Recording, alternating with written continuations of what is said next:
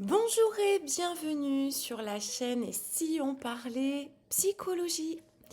Aujourd'hui, nous allons aborder la thérapie en ligne. Et oui, parler de cette modalité peut avoir des atouts et c'est vrai que très souvent, certains peuvent avoir peur de tester. Alors, je vous explique les avantages et finalement, peut-être que ça vous permettra de passer le cap.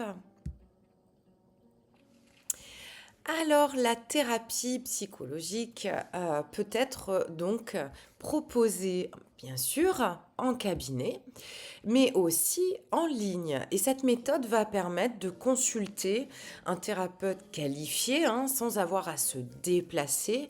Et on a pas mal de solutions pour s'adapter. Et voilà, si on n'ose pas, c'est une première étape aussi pour consulter.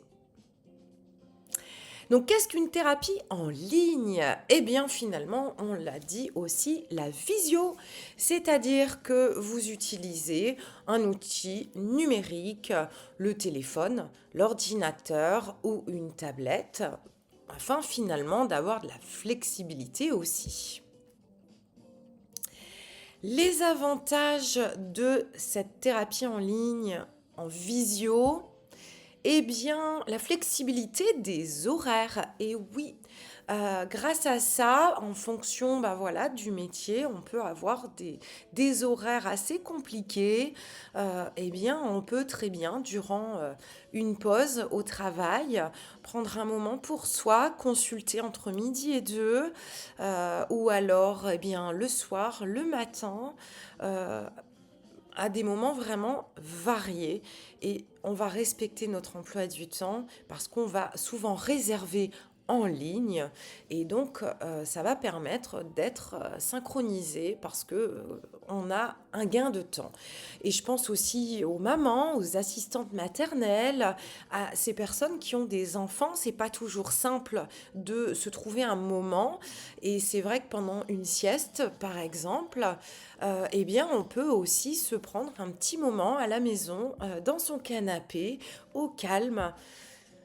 Ensuite, on va limiter donc nos déplacements. Et oui, on n'a pas besoin de se déplacer parce que, voilà, on gagne du temps. Peut-être que nous sommes en difficulté de mobilité ou alors dans des zones un petit peu reculées où il y a moins de services. Donc, c'est un atout parce qu'on peut consulter librement.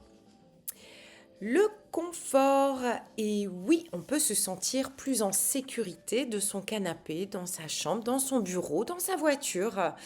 Donc, ça peut être intéressant, peut-être dans un premier temps. Moi, je sais que j'ai des patients qui ont, par exemple, souhaité des consultations de sexologie. Cela les mettait un peu mal à l'aise. Finalement, nous avons commencé en visio, géographiquement. Maintenant, ils se déplacent et nous continuons. Ensuite, alors, l'accessibilité, oui, parce que finalement, pour ceux qui ne peuvent pas se déplacer, il ne faut pas l'oublier, parfois les cabinets ne sont pas adaptés.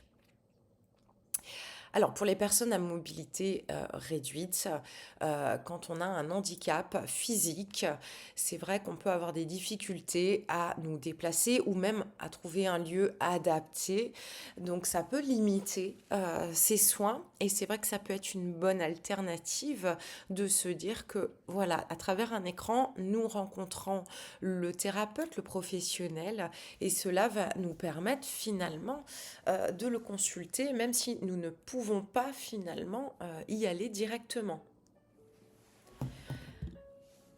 Les maladies chroniques, alors, certaines conditions de santé, elles peuvent nous limiter dans la capacité à voyager, à nous déplacer, et ce qui va rendre finalement la thérapie en ligne plus accessible. Imaginez, vous avez une hospitalisation ou vous êtes couché, vous ne pouvez pas vous déplacer, et bien vous pouvez continuer la thérapie, même si vous êtes dans l'impossibilité de venir au cabinet. Conditions de santé mentale, on peut avoir des anxiétés très très fortes à sortir de son logement, à sortir de sa zone de confort et on peut très bien consulter, par exemple, si on n'est pas capable d'aller en vrai, en concret, dans un cabinet, et bien dans un premier temps, comme on est en zone de confort de chez nous ou en tout cas dans un lieu confortable, cela peut permettre soit de commencer et après basculer, si géographiquement cela est possible, vers le cabinet. Ou si cela est impossible, c'est pas grave, vous pouvez quand même faire votre santé à travers la visio.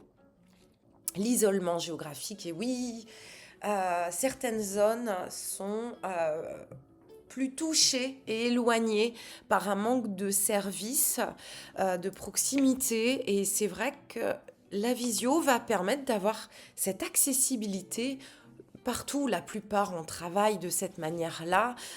Vous avez même des médecins généralistes en visio parce que voilà, en cabinet, c'est vraiment très long ou très difficile. Donc, ne vous freinez pas, c'est un moyen vraiment très efficace. Et vous pouvez choisir ainsi la spécialité, alors que peut-être près de chez vous, vous n'avez pas accès à ces spécialités. Alors, le confort, le choix du lieu, eh bien, donc je l'ai dit tout à l'heure, on peut préférer sa voiture, par exemple, parce qu'on est au travail, on fait une pause, et pour nous, bah voilà, ça nous sécurise. Le lit, si par exemple, je pense principalement aux ados hein, qui consultent de cette manière-là, leur cocon, leur bulle, c'est leur chambre, donc ils peuvent être assis au bureau ou alors le faire de leur lit, il n'y a pas de souci, ou même des personnes souffrantes, hospitalisées.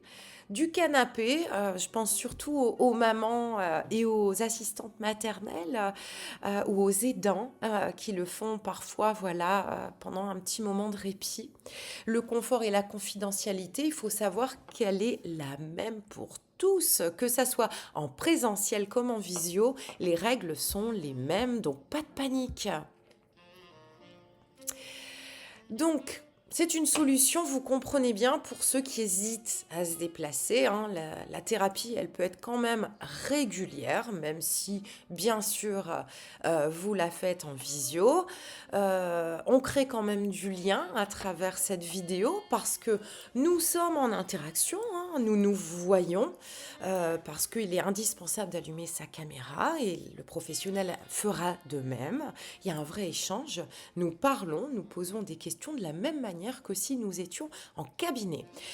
On peut finalement se sentir vulnérable, c'est vrai, mais de cette manière-là, non, on a besoin d'être accompagné. Le souci de discrétion est le même. Donc, trouver un professionnel partout, sans limite géographique, eh bien, n'oubliez pas, c'est indispensable. C'est souvent par des applications gratuites. Vous payez votre consultation uniquement de la même manière que si vous allez au cabinet. Les tarifs sont transparents, ils sont affichés, il n'y a pas de mauvaise surprise. La plupart des thérapeutes, hein, vous voyez, 85% travaillent aussi en ligne. Donc l'avantage, c'est que vous ne vous limitez pas.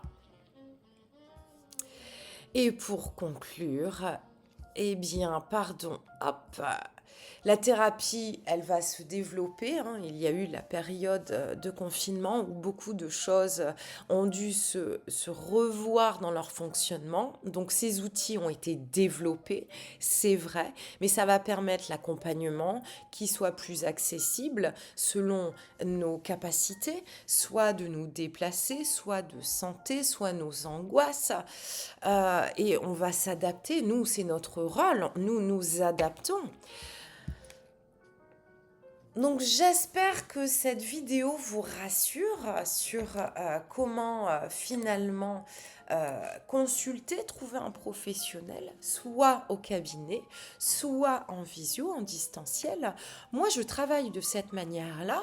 Je vous disais tout à l'heure, par exemple, la sexologie peut être voilà, une crainte, homme ou femme, et on peut faire une première visio, voir si on se sent à l'aise par voilà cette protection, finalement cet écran. J'ai des patients à l'étranger, francophones. On arrive très bien à nous coordonner parce qu'il y a le décalage horaire aussi. Et souvent, on se met d'accord sur réserver nos créneaux à l'avance pour pouvoir lier cet échange entre bah voilà, comment dire, notre planning et nos horaires ici et ce décalage qui va permettre d'avoir quand même nos séances régulières. Tout est envisageable. Je consulte en visio si vous le souhaitez. Déjà, je vous invite à liker, à vous abonner. Et si vous êtes intéressé pour me consulter, n'hésitez pas. En description, il y a tous les liens possibles. Vous pouvez me faire un échange par mail si vous avez une crainte. Je réponds assez rapidement par mail. Je vous dis à très bientôt pour un autre sujet.